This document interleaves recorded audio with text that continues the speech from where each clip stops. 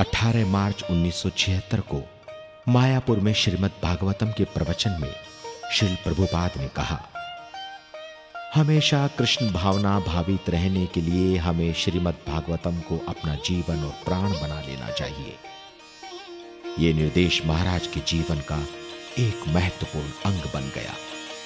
प्रवचन देते समय या प्रचार करते समय अभी भी महाराज इस निर्देश को विस्तार से समझाते हैं।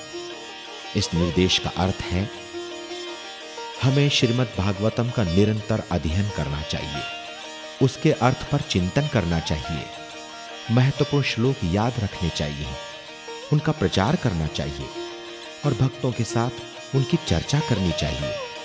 हमें अपना जीवन श्रीमद् भागवतम के निर्देशों के अनुसार व्यतीत करना चाहिए। जब महाराज इस्कॉन में शामिल हुए तब तक इस आंदोलन का काफी प्रचार हो चुका था और लोग श्रील प्रभुपाद के दर्शनों के लिए बहुत उत्सुक होते थे और उनसे बात करना एक दुर्लभ अवसर माना जाता था। एक दिन मायापुर में संध्या के समय श्रील प्रभुपाद भक्तों को दर्शन दे रहे थे। उनका कमरा खचाखच भरा हुआ था, अंदर जाने की थोड़ी सी भी जगह नहीं थी, लेकिन किसी तरह से महाराज उस कमरे के अंदर जा पाए और उन्होंने बैठने की थोड़ी सी जगह बनाई। महाराज श्रील प्रभुपाद की मेज के ठीक सामने बैठे थे। श्रील प्रभुपाद सौम्य, शांत और स्वस्थ लग रहे थे। सभी भक्त श्रील प्रभुपाद का संग पाकर अत्यधिक प्रसन्न थे और प्रभुपाद जी भी भक्तों के साथ आनंद मगन थे। थोड़े समय पश्चात कमरे के दरवाजे पर एक पुजारी आए। उनके हाथ में फलों के महाप्रसाद की एक बड़ी सी थाली थी। उन्हें अंदर आने की कोई उम्मीद नहीं लग रही थी, इसलिए वो दरवाजे पर ही खड़े हो गए। जब श्रील प्रभुपाद ने पुजारी को देखा तो उनको वो प्रसाद भक्तों में बांट देने को कहा। तब पुजारी ने कहा, जब भक्त जाएंगे तब मैं इन्हें देने ही वाला था। पुजारी की ये बात सुनकर श्रील प्रभुपाद एकदम से बोले, ये कभी नहीं जाएंगे। सभी भक्त हंसने लगे और सभी ने श्रील प्रभुपाद की जय जयकार की। इस घटना के बाद महाराज ने श्रील प्रभुपाद द्वारा कहे हुए इन शब्दों पर विचार किया, ये कभी नहीं जाएंगे। यद्यपि श्रील प्रभुपाद ने उस समय ये शब्द विनोदपूर्ण ढंग से कहे थे, लेकिन उनके इन शब्दों के पीछे एक गहरा अर्थ था। सभी भक्त श्रील प्रभुपाद से इतना प्रेम करते थे कि वो उन्हें कभी भी छोड़कर नहीं जा सकते थे। भले ही कुछ समय के लिए भक्त माया के प्रभाव में आ भी जाएं और प्रभुपाद जी का संग छोड़ भी दें, लेकिन फिर भी वो श्रील प्रभुपाद की करुणा और उनके चरण कमलों को कभी नहीं भूलेंगे। 4 अप्रैल 1976 में वृंदावन के कृष्ण बलराम मंदिर में महाराज की ब्राह्मण दीक्षा हुई। महाराज ने श्रील प्रभुपाद का अंतिम दर्शन अक्टूबर 1977 में किया और इसके 1 महीने बाद ही श्रील प्रभुपाद ने अपना शरीर त्याग दिया। श्रील प्रभुपाद की स्थिति देखकर महाराज बहुत दुखी होते थे और उन्होंने ऐसा कभी भी नहीं सोचा था कि श्रील प्रभुपाद इतने कमजोर और दुर्बल हो जाएंगे। महाराज कहते हैं, यद्यपि श्रील प्रभुपाद के सभी शिष्यों को पता था कि वो अस्वस्थ हैं, फिर भी किसी ने ये कल्पना नहीं की थी कि वो हमें छोड़कर जा सकते हैं। हमने ये सोचा कि उनकी बीमारी एक प्रकार की लीला है और वो शीघ्र ही स्वस्थ होकर फिर से इस प्रचार कार्य को आगे बढ़ाएंगे। हमने ये भी कभी नहीं सोचा था कि श्रील प्रभुपाद हमें मार्गदर्शन प्रदान करने के लिए हमेशा हमारे साथ नहीं रहेंगे। अगले दिन सवेरे महाराज पुस्तक वितरण के लिए वृंदावन से बंगाल के लिए निकल पड़े। महाराज जानते थे कि पुस्तक वितरण श्रील प्रभुपाद को अत्यंत प्रिय था।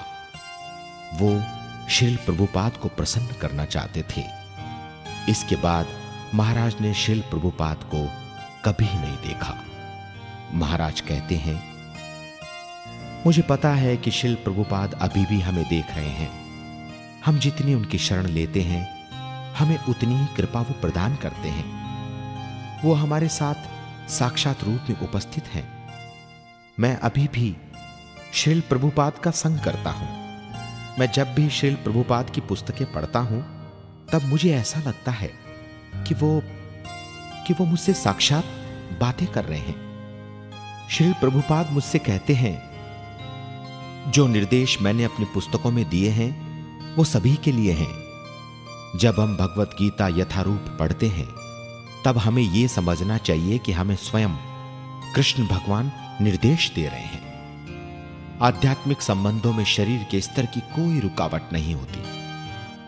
महाराज कहते हैं, यद्यपि मैं श्रील प्रभुपाद का ज्यादा निजी संग प्राप्त नहीं कर सका, फिर भी श्रील प्रभुपाद ने मेरे संपूर्ण जीवन को परिवर्तित कर दिया। न केवल जीवन को समझने का मेरा दृष्टिकोण बदला, अपितु मेरा भोजन, मेरे वस्त्र, मेरे तौर तरीके, यहां तक कि मेरी भाषा का प्रयोग भी बदल गया। यह सब श्रील प्रभुपाद के इतने कम निजी संग से कैसे संभव हुआ? इसका उत्तर है, मेरा अभी भी श्रील प्रभुपाद से संपर्क है। भौतिक संबंध काल के प्रभाव के कारण धीरे धीरे समाप्त हो जाते हैं, लेकिन श्रील प्रभुपाद के साथ जो संबंध है वो इस भौतिक जगत का संबंध नहीं है। महाराज कहते हैं कि उन्होंने यह अनुभव किया है कि उनका श्रील प्रभुपाद के साथ संबंध उनके जाने के बाद और परिपक्व और गहरा हो गया है। यह तथ्य श्रील प्रभुपाद के उन सभी शिष्यों के लिए सत्य है जो श्रील प्रभुपाद के निर्देशों का गंभीरता और विश्वास के साथ पालन करते हैं। श्रील प्रभुपाद एक कृष्ण भावना भावित सभ्य विश्व की इच्छा रखते हैं और महाराज को इस बात का पूरा विश्वास है कि एक दिन श्रील प्रभुपाद की ये इच्छा अवश्य पूरी होगी। ये कृष्ण भावनामृत संघ श्री कृष्ण की शक्ति से ही आगे बढ़ रहा है। श्री कृष्ण और उनके शुद्ध भक्तों के लिए कुछ भी असंभव नहीं है।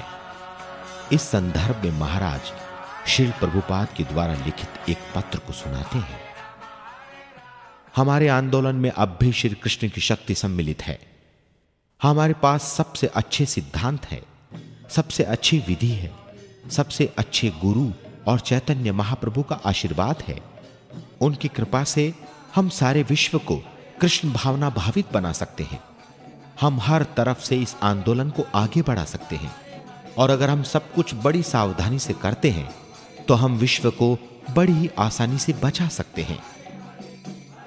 परम पूज्य भक्ति विकास महाराज अत्यंत दयालु हैं और वे हमेशा यही सोचते रहते हैं कि मैं इन बद्ध जीवात्माओं को जन्म और मृत्यु के सागर से कैसे पार लगाऊं।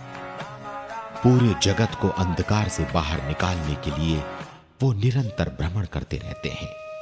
वो हर वर्ष गल्फ, यूरोप, अमेरिका, रशिया और भारत के कई नगरों में विचरण करते हैं। बिना आराम किए हमेशा घूमते रहना बहुत ही कष्टदायक है। एक बार एक भक्त ने उनसे एक प्रश्न पूछा, स्वामी जी, अगर हम थोड़े दिनों तक प्रचार करने के लिए एक जगह से दूसरी जगह जाते हैं तो हमें 2-3 दिन के आराम की आवश्यकता होती है। आप बिना आराम किए पूरे विश्व का भ्रमण कैसे कर लेते हैं? महाराज ने कहा, कृष्ण जो शक्ति प्रदान करते हैं उसी से मैं यह सब कर सकता हूं। 12 दिसंबर 1973 के दिन सुबह सैर करते हुए श्रील प्रभुपाद ने कहा, प्रचार करना हमेशा कठिन है। यह मैं बार बार कहता हूं। प्रचार करना सरल नहीं है। प्रचार करना एक लड़ाई की तरह है। क्या लड़ाई करना आसान होता है? यह सरल नहीं है, जिम्मेदारी होती है। प्रचार क्या है?